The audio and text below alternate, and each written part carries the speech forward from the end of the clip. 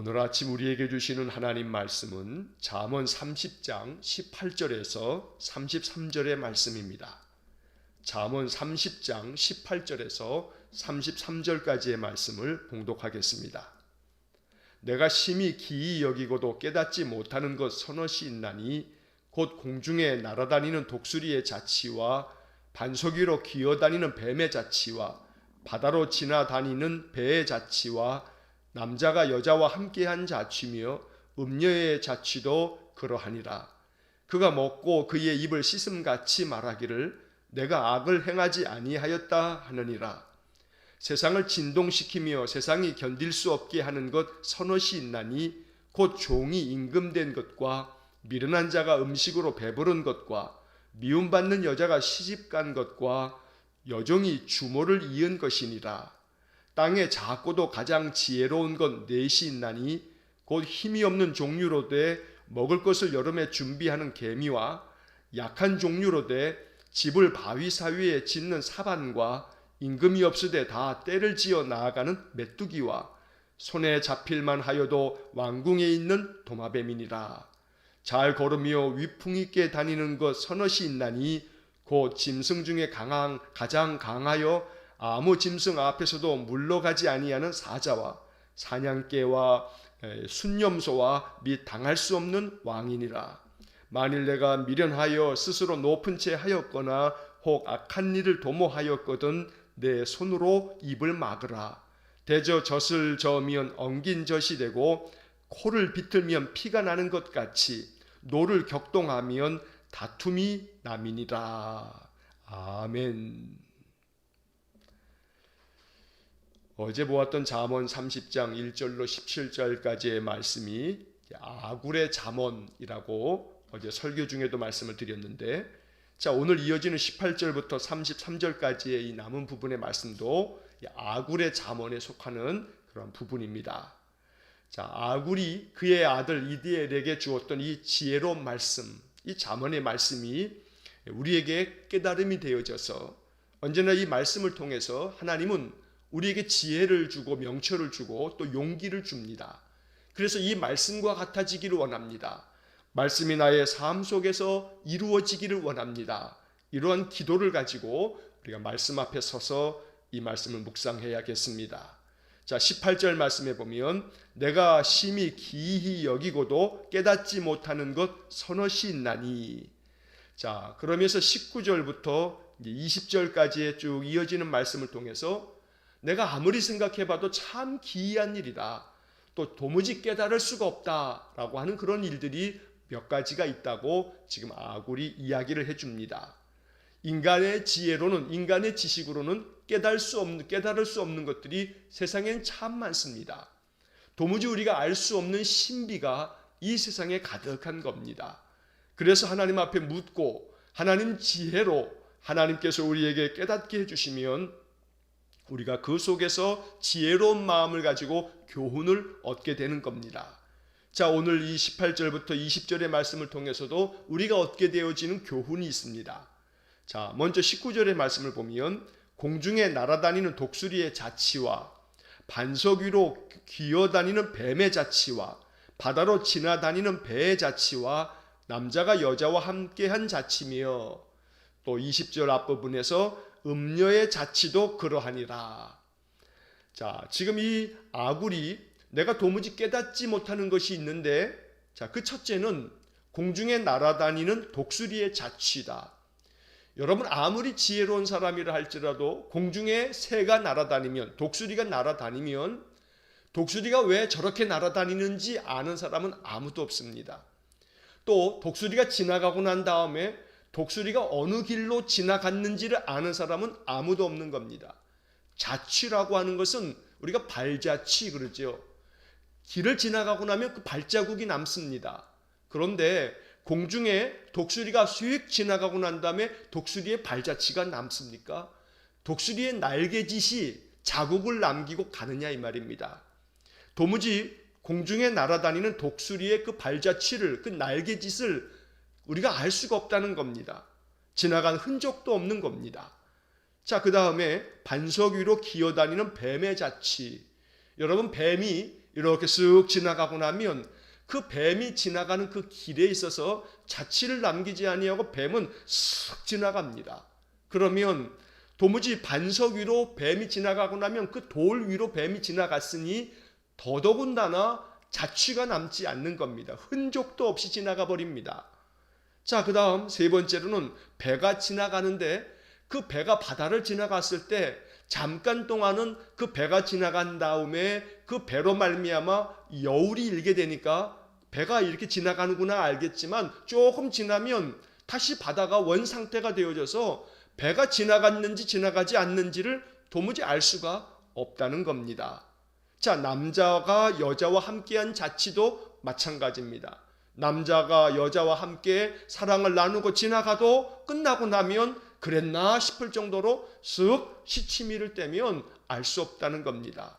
음녀의 자취도 그러하다 하는 것도 부정한 여자가 외간 남자와 동침을 하고도 자기의 허물을 쓱 감춰버리고 시침이 떼면 알 길이 없다는 겁니다. 자, 이러한 몇 가지를 이야기하고 난 다음에 20절 하반절에서 이렇게 얘기합니다. 그가 먹고 그의 입을 씻음같이 말하기를 내가 악을 행하지 아니하였다 하느니라. 자, 이것이 이제 그 앞에 나왔던 19절, 20절 그 앞부분에 나오는 이야기에 대한 그런 교훈을 정리해 준 겁니다. 사람들이 먹고도 입을 싹 닫고 난 다음에 나 안 먹었어 하고 시침이 떼면 알 수가 없다는 거지요. 그런데 그런 것처럼 음식을 먹고도 입을 싹 닫고서 나 안 먹었어 하면은 도무지 알 길이 없는 것처럼 사람들은 내가 악을 행하지 아니하였다. 나 잘못한 거 없어. 내가 무슨 잘못이야. 라고 하면서 자기의 잘못을 싹 감추고 시침이 뗀다는 겁니다. 자, 그랬을 때 도무지 우리 인간들은 깨달을 길이 없다는 겁니다. 도무지 이것을 알 수 있는 방법이 없다라고 말하고 있습니다. 자, 그래서 18절부터 20절까지가 이야기하는 바가 뭐냐 하면, 자, 그러므로 우리 인간들이 아무리 이렇게 마치 입을 싹 씻는 것처럼 시침이 떼고 감춘다고 해서 이게 감추어지는 줄 아느냐. 세상 많은 사람들은 내가 악을 행하지 않았다 하면서 자기의 모든 허물과 잘못을 감춰버리고 시침이 떼지만, 그래서 그것이 자기의 지혜인 줄 알지만 그렇지 않다. 하나님 앞에서 감추어질 것이 없고 숨길 것이 없으니 어리석은 인간들은 이렇게 공중에 날아다니는 독수리의 자취처럼, 또 반석 위를 기어다니는 뱀의 자취처럼, 또 바다를 지나가는 배의 자취처럼 지나가고 나서 흔적도 없이 사라지면 없어지는 것처럼 여기는 그런 어리석은 인간들이 있지만, 그러나 아무리 내가 악을 행하지 않았다 이렇게 시침이 떼도 하나님 앞에서는 숨길 수 있는 것 하나도 없다. 지혜로운 사람은 이러한 어리석은 생각하지 않는다. 내가 악을 행하지 않았다라고 아무리 잡아떼도 하나님 앞에서는 결코 숨길 수 있는 문제가 아니다. 그러므로 지혜로운 자는 이렇게 세상에 기이한 일들이 많지만 그저 잡아떼고 숨겨버리면, 감춰버리고 시침이 떼면 다 없는 것처럼 여겨지는 것이 이 세상이지만, 그러나 하나님 앞에서는 그게 안 통한다. 그래서 지혜로운 사람이 이렇게 세상에 돌아가는 이런 모습을 보면서 세상의 그 이치를, 그것이 진리인 줄 알면 이거 어리석은 일이다 라고 지금 말해주고 있는 겁니다.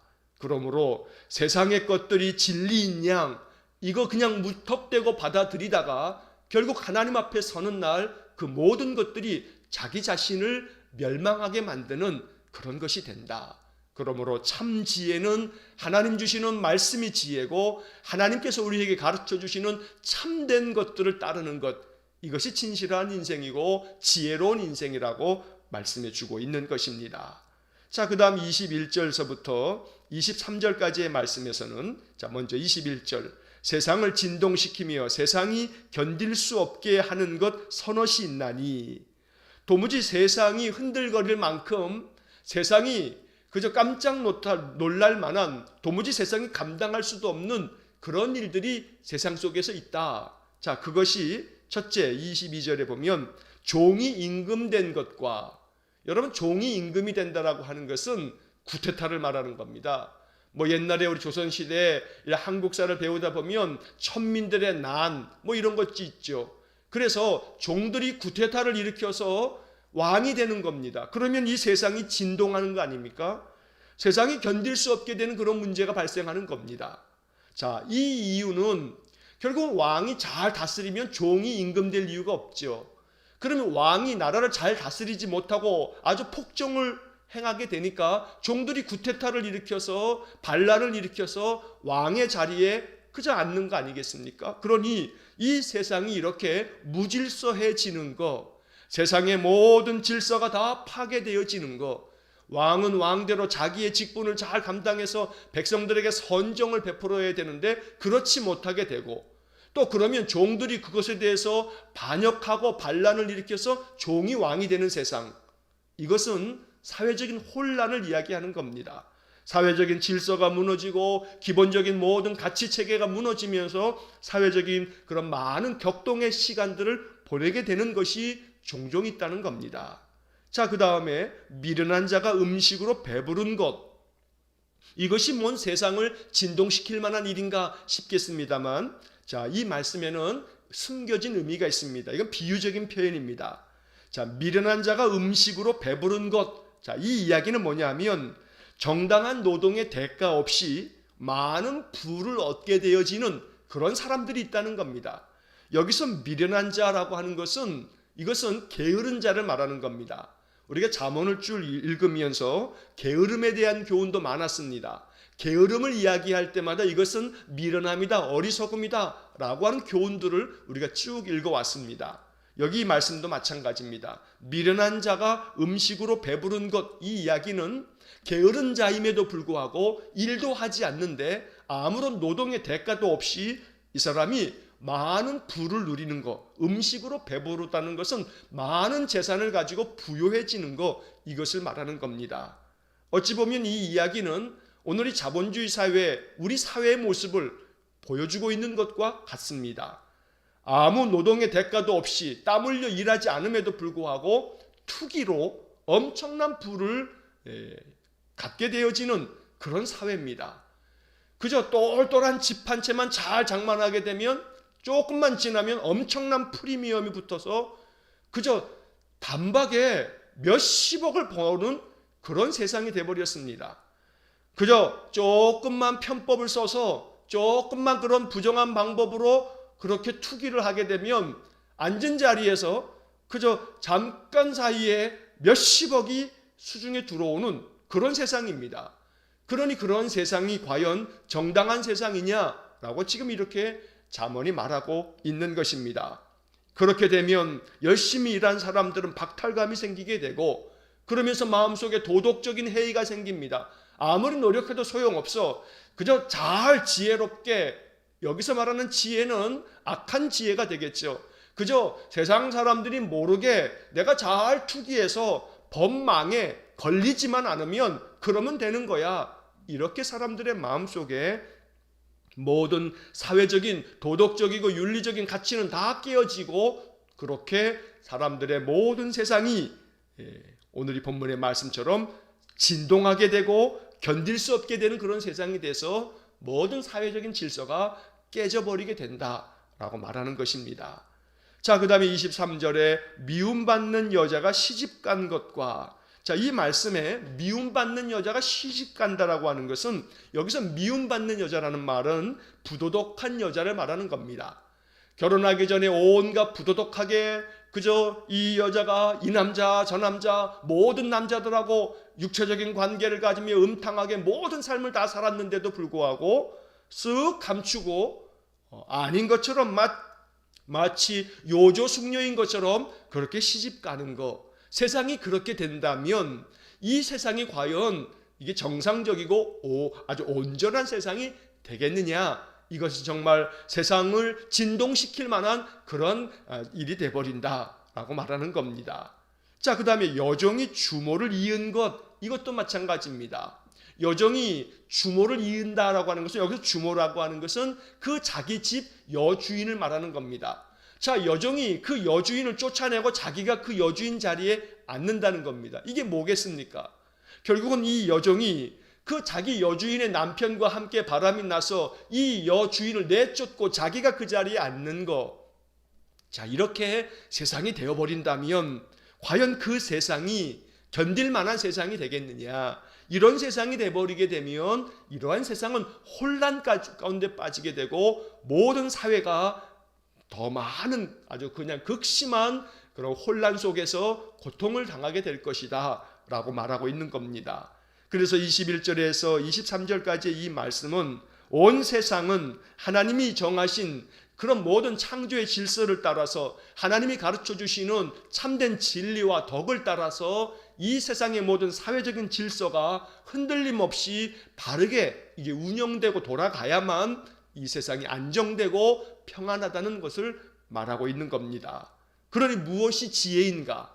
세상 사람들이 이야기하는 것처럼 세상적인 가치를 모든 사람들이 다 받아들이면서 세상 사는 방법대로 살아가다 보면 너나 할 것 없이 아이 뭐 남들 다 그러는데 하면서 이 세상 모든 사람들이 그렇게 살아간다면 결국은 그것은 어리석은 인간들의 파멸만이 이제 그 남은 것이라고 이야기하고 있는 겁니다. 그래서 세상 사람들이 아무리 뭐라고 짓거려 대더라도 그 이야기가 하나님의 말씀에 하나님의 진리에 거역되어지는 거라면 단호하게 그것을 거부할 줄 알고 하나님 말씀대로 살아가는 것. 그러한 사람들이 많아지면 이 세상은 보다도 참으로 아름답고 하나님 주시는 은혜가 가득한 그런 세상이 될 것이라고 말씀하는 것입니다.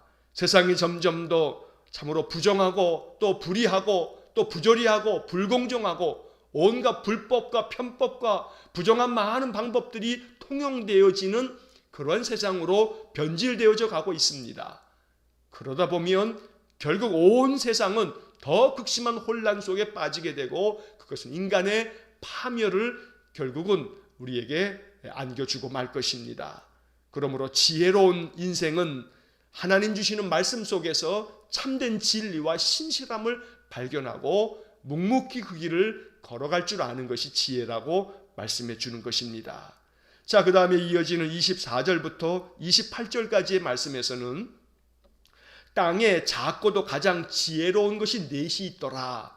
그래서 비록 작은 그러한 곤충이며 힘없는 그런 짐승들이지만 그런데 이 작은 존재들 아주 미물에 불과한 것들조차도 참 지혜롭게 자신들의 그런 삶을 자신들의 그 조직을 그렇게 만들어 가더라라고 하는 겁니다.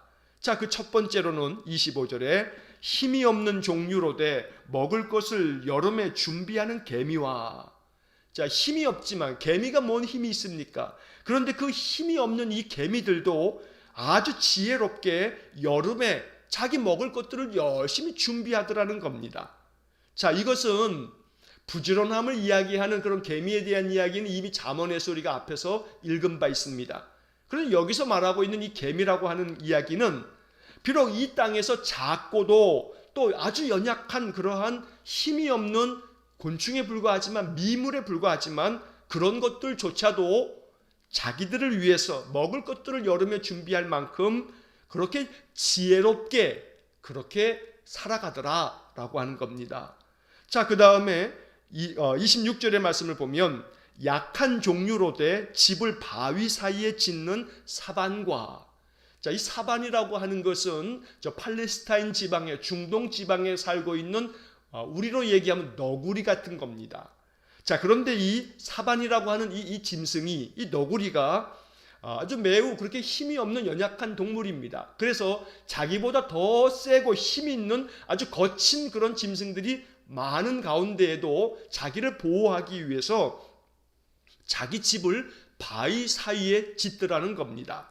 그래서 자기 자신을 뭐 늑대라든가 또 뭐 사자라든가 더 거친 그러한 짐승들에게서부터 자기를 보호하기 위해서 자기 집을 바위 사이에 지을 줄 아는 그런 지혜가 이 사반에게도 있더라라는 겁니다. 자, 시편 104편 18절의 말씀을 보면 이런 구절이 나옵니다. 바위는 너구리의 피난처로다. 자, 바위가 너구리의 피난처다. 여기 지금 사반을 말하는 겁니다. 그런데 이 사반, 이 너구리가 바위를 피난처 삼아서 거기에 집을 짓더라 라고 하는 이야기가 시편 104편 18절에도 나오고 있습니다. 그것을 말하고 있는 겁니다. 심히 약한 종류긴 하지만 다 자기가 살아갈 수 있는 그 삶에 있어서 지혜를 발휘해서 자기를 보호하더라는 겁니다. 자, 그 다음에 이어지는 27절에 임금이 없으되 다 떼를 지어 나아가는 메뚜기와, 여러분 메뚜기 떼를 보신 적 있습니까? 예전에는 메뚜기 떼 들판만 가도 메뚜기를 볼 수 있는데 지금은 그거 보기도 어렵죠. 그런데 그 메뚜기 떼를 가만히 보게 되면 메뚜기 떼가 이쪽으로 저쪽으로 이렇게 이동을 하는 것들을 보면 그 메뚜기 떼 안에 임금도 없음에도 불구하고 그들이 집단적으로 메뚜기 떼를 이루어서 자기들 살 길을 찾아다니더라는 겁니다. 자, 그 다음에 28절 손에 잡힐만 하여도 왕궁에 있는 도마뱀이니라. 여러분 도마뱀, 저 동남아시아만 가더라도 도마뱀들이 그저 길거리에 그냥 수없이 볼 수가 있습니다. 그런데 왕궁에도 이 도마뱀이 지나다니더라는 겁니다.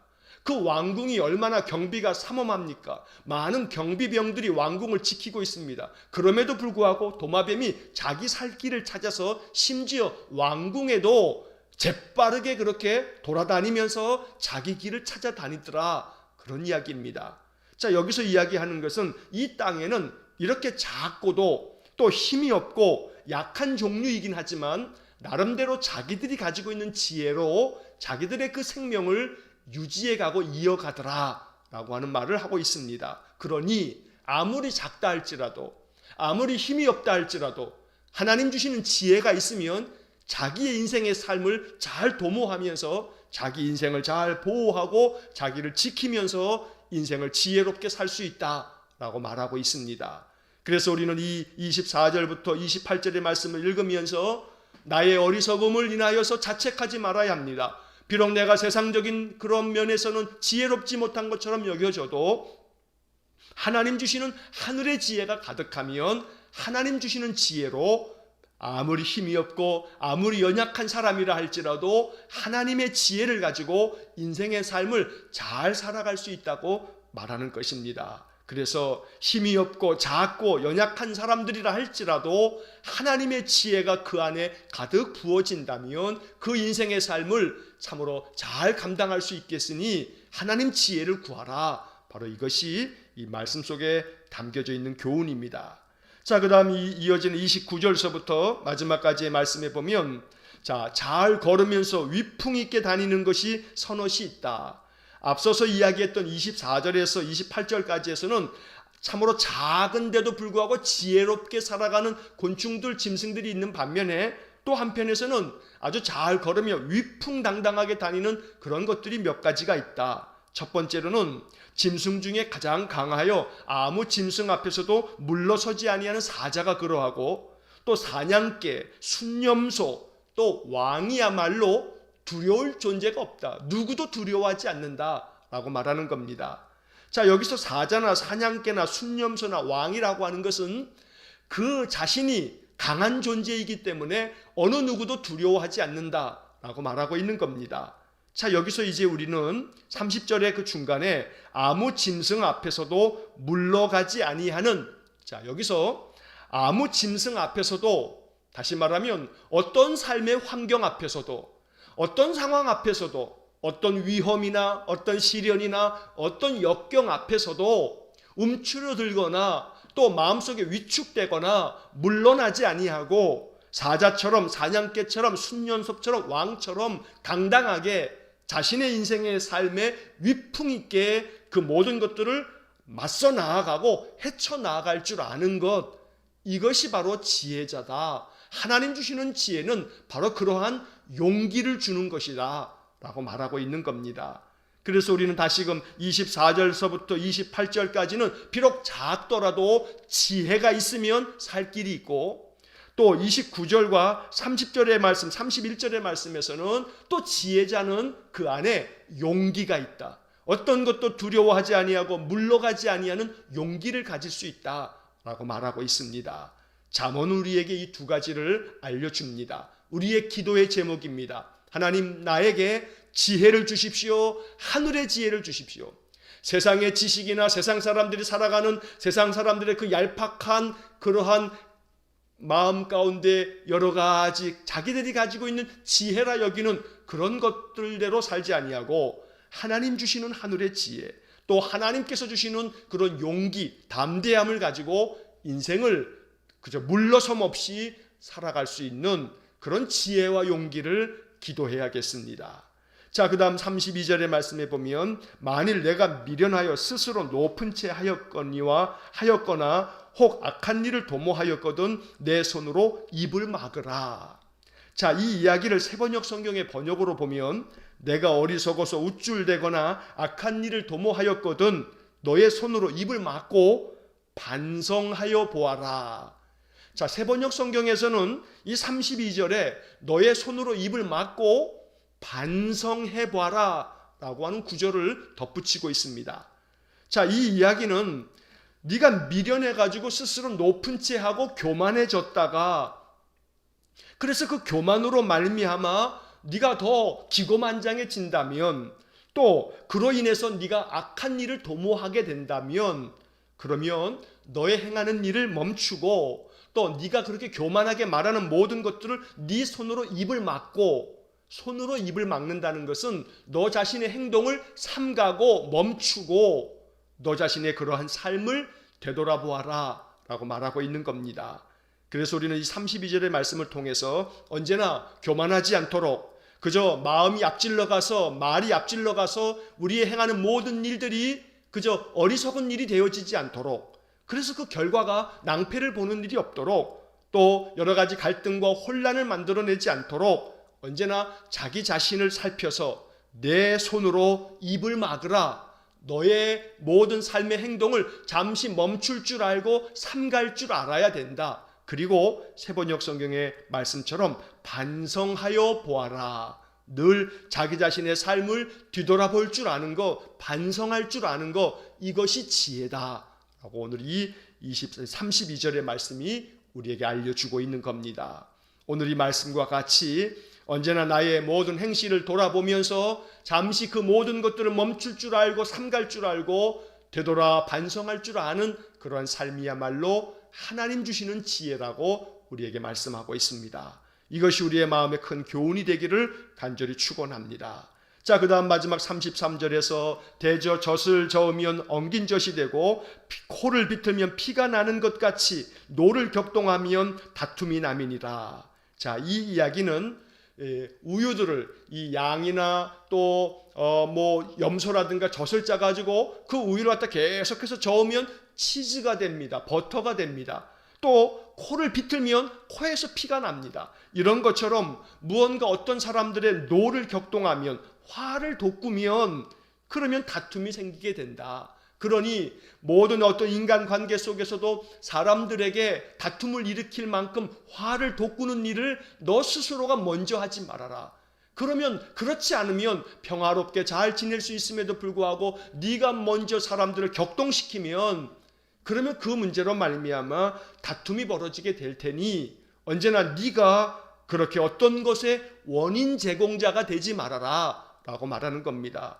코를 네가 먼저 비틀면 그 사람의 피가 날 거고 그러면 그 사람과 너 사이에 다툼이 일어나게 될 테니 네가 원인을 제공하는 그런 어리석음을 범하지 말아라 라고 말하는 것이 오늘 이 마지막 33절의 말씀입니다.